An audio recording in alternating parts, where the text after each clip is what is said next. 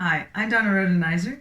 I am sitting by my fire at the end of a long day. We've been preparing for our school concert. We are 5 days away. I am excited about the performance my students have been able to learn and are ready to present to their parents. I'm excited for them. They are excited. We are counting down the days.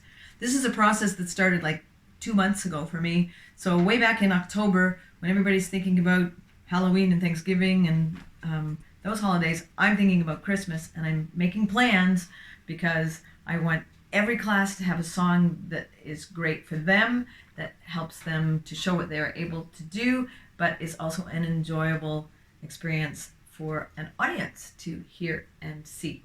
So all of that starts a long time before the students ever get to start working on it. But they have been working very hard, and we are now in this last 4 or 5 days at the point where we are working on how to get on and how to get off the risers and make sure you stand properly and make sure you know your words, and if there are props or actions that they know what those are. I consider it a great privilege to be able to be part of that experience for my students. Music is a performing art, and when you have the chance to do the performing part of that performing art, it is very exciting. In the classroom, we do lots of things that they're learning and experiencing and creating, and it's a process. It doesn't really matter if it ever is perfected, but in the performing venue, you are actually looking for polished pieces of music, and it's a totally different focus. So it's a nice chat. I had a chat today with my kids about the fact that they were doing something in a song, and I said, "Oh, let's stop and do that again. Oh, let's stop and do that again. Let's stop and do that again." Okay, so we're fixing this. And I said, now in the concert, if we do it wrong, you're not going to look at the kid next to you and go, "You're not doing that right." You're going to just keep on going. A performance is different than when you're practicing. And I think it's a good thing to differentiate and have them understand the difference between those two things.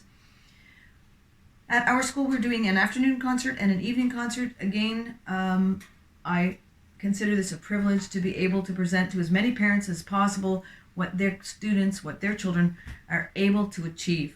And if we only did an afternoon concert, I know there are parents who are unable to come during the day. It gives them a chance in the evening to see their students, their children as well.